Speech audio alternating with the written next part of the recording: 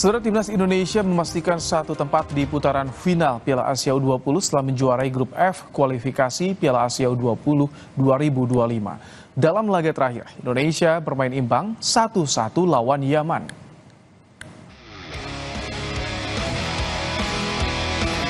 Timnas U20 Indonesia memastikan diri lolos ke putaran final Piala Asia U20 2025 usai bermain imbang 1-1 dengan Yaman. Gol Timnas U20 Indonesia diciptakan oleh penyerang andalan Jan Raven di menit 45+1.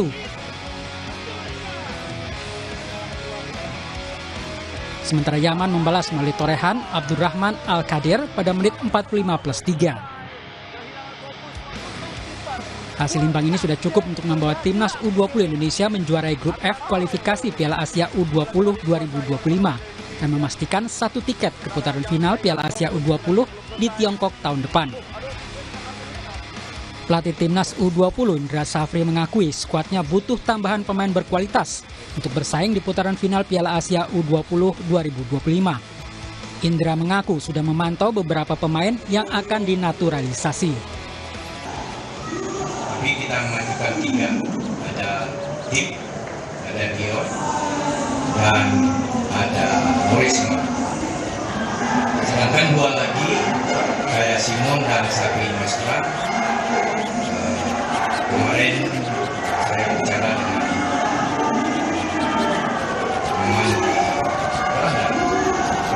kayak Simon memberikan sinyal untuk Indra Safri akan melakukan rapat dengan tim pelatih Indonesia U20. Rapat ini untuk membahas program yang dibutuhkan menuju Piala Asia U20 2025 pada 6-23 Februari mendatang. Tim Liputan Kompas TV.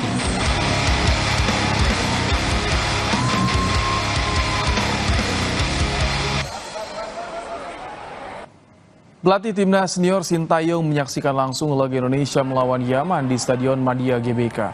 Kehadirannya ini menjadi yang perdana sejak bergulirnya kualifikasi Piala Asia U20 2025. Usai pertandingan, Sintayong turun ke lapangan dan bersalaman dengan pelatih Indra Safri.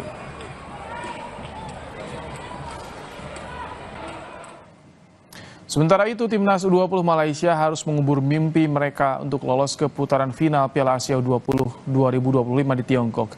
Malaysia hanya mampu bermain imbang 1-1 melawan Sri Lanka di laga terakhir grup E kualifikasi Piala Asia U20. Hasil membuat Timnas Malaysia U20 harus puas di peringkat ketiga klasemen grup E.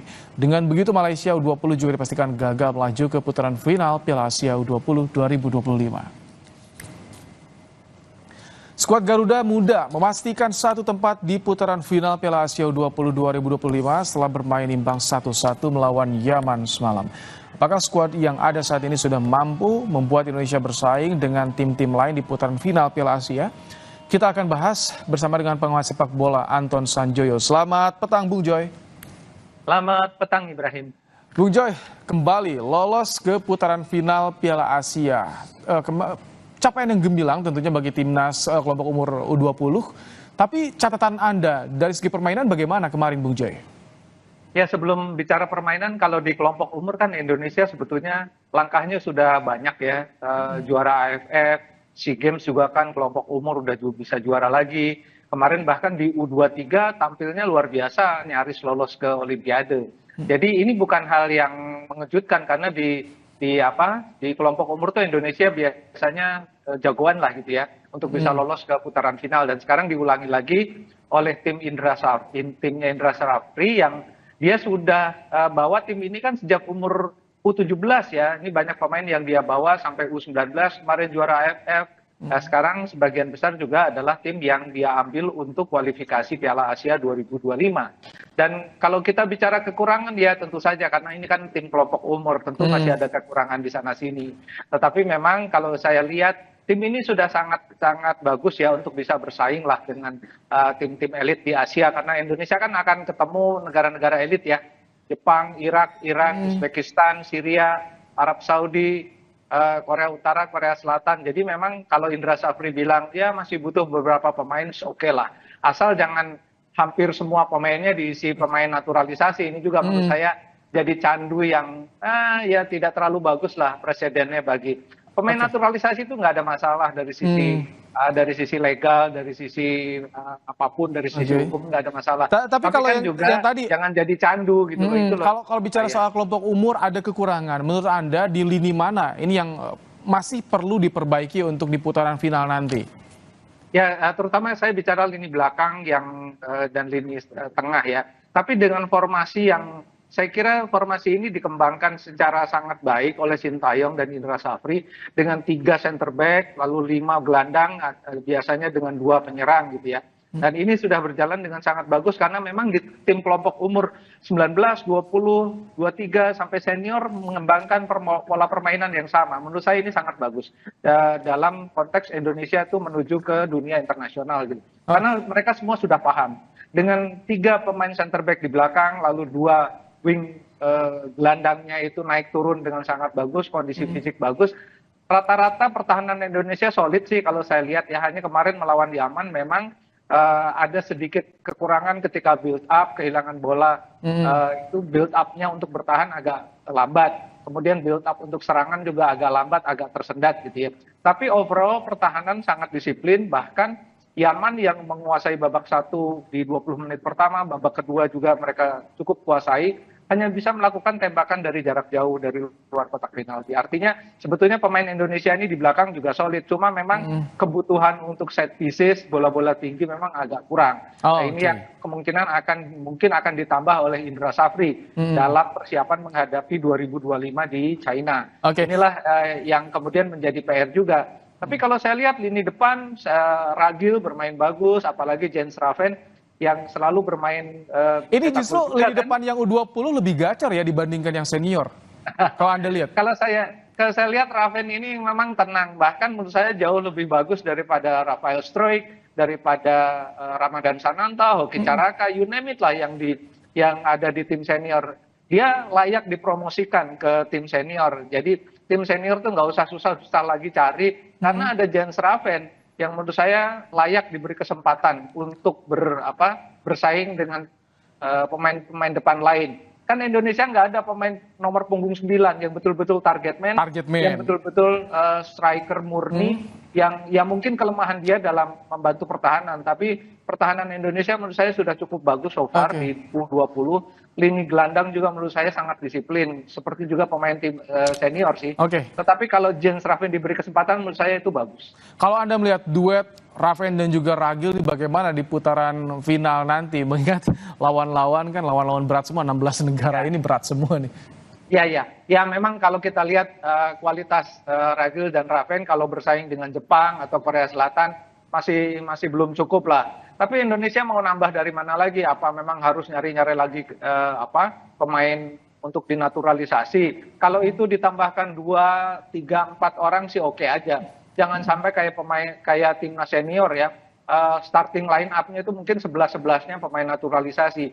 Bukan hal yang tabu, tetapi kan Indonesia ini punya banyak sekali juga pemain yang harus dicoba oleh Sintayong, oleh Indra Safri gitu loh. Nah inilah menurut saya yang harus jadi perhatian juga, karena tuntutan pembinaan juga ada, investasi PSSI ke pembinaan juga ada. Jangan cuma naturalisasi. Tapi Bung Joy, bicara soal rencana naturalisasi, Coach Indra juga kemarin bilang ada 3 nama, Tim Gippens, Dion Mark, dan juga Maurice Hinoke. Apakah Anda memiliki sedikit gambaran pada mereka jika nanti jadi dipanggil untuk timnas U20? Ada 3 nih infonya. Ya, yang 3 itu kemarin saya lihat memang kalau kita bicara rata-rata pemain yang didatangkan atau dinaturalisasi dari Belanda, itu kan memang mereka sejak kecil punya environment yang jauh lebih bagus daripada pemain-pemain yang di-breeding di Indonesia.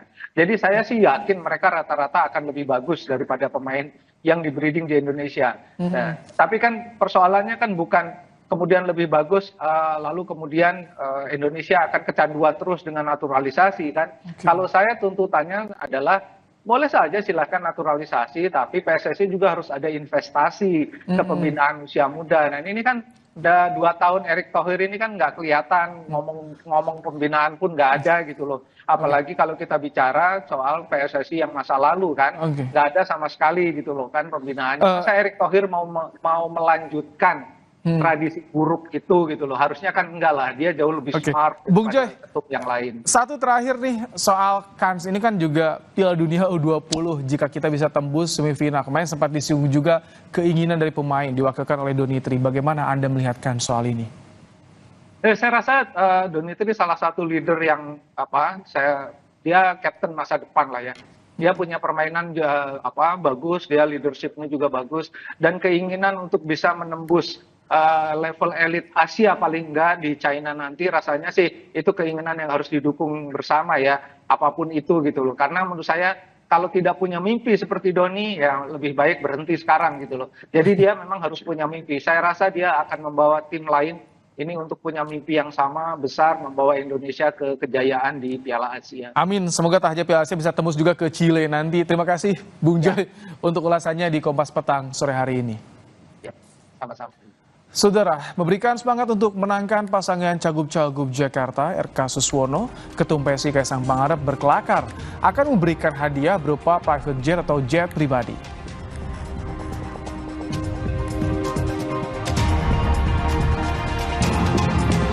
Pidato penutupan paripurna terakhir, Ketua DPR Puan Maharani menangis saat sampaikan permohonan maaf sebagai pimpinan DPR.